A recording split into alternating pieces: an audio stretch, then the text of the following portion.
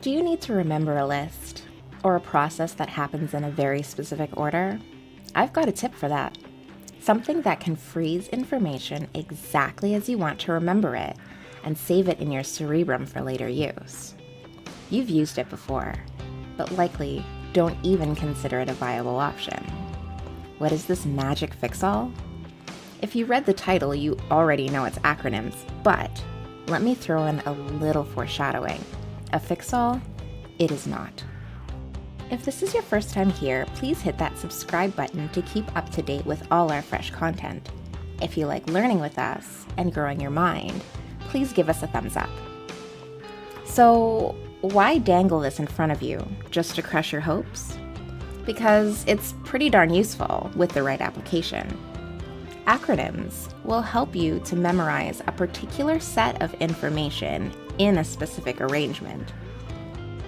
Let's look a little deeper at exactly what they are and how they work. Acronyms use the first letter of the words or phrases in a list or sequence of events to build a new word that can help you remember better. That does come out a little jumbled, so let's explain with an example. Say we're studying geography, and our material is the Great Lakes. You can run around for days repeating Superior, Michigan, Huron, Erie, Ontario, Superior, Michigan, Huron. Or we can memorize just the first letters, M, H, E, O, and S. As long as you remember what those letters stand for, the first letters can be used to jog your memory. Now, M-H-E-O-S. Mejios? That's still going to be hard to remember, so let's rearrange the letters since the order in this case is not critical. What can we spell? How about homes? We are much more likely to remember this, and we will never forget how to spell it. Now, if you've watched any of my other videos, you know that the more senses or techniques that you use to reinforce information, the better anchored it is in your memory. So let's close our eyes and picture our respective homes on a lake. Now we have a visual level. What if we now say out loud, "There's no place like homes"? Now, I realize that this is not grammatically correct, but that's what makes this work. Moving your lips gives you production. You've heard yourself say it, adding auditory, and the awkwardness of the sentence just might make it stick out for a little something extra. That whole situation just wrapped itself up quite nicely, didn't it?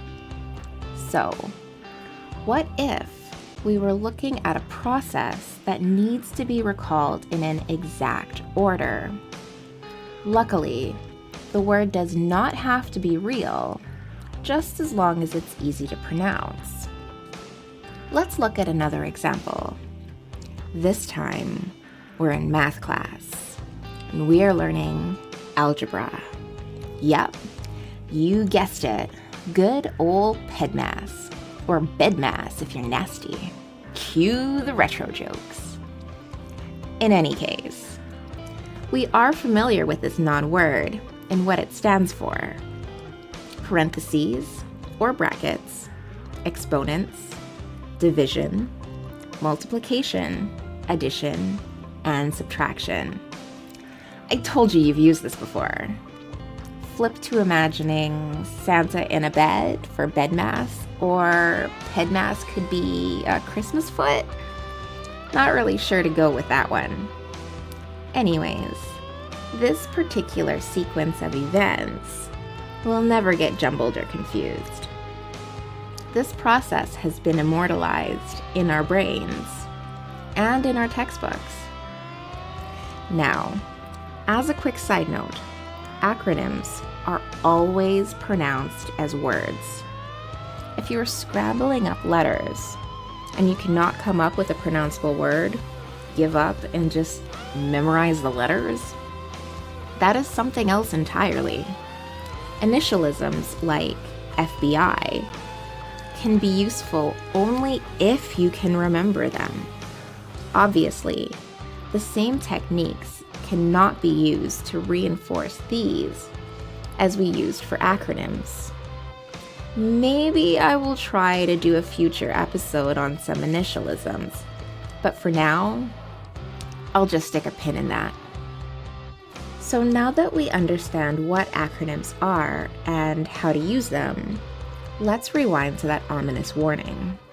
I am not in the business of selling snake oil here. I admit to a downside when there is one, and the downside to this is substantial. Acronyms do nothing to help you with comprehension. There, I said it. This tool can only be used to help remember details about information that you already have an understanding of, not to aid in incorporating or processing new knowledge. This is why the application of this technique is so selective. Homes can help you remember which of the lakes are great ones, only if you already know the information. But if you never did your homework, you can get confused at test time between Lake Manitoba, Lake Michigan, but hopefully never the Mediterranean Sea. Do you have any examples of useful acronyms? Let me know in the comments below. And since you're already here, why not watch one more video? Who knows? You might learn something. And remember, this is absolutely studying.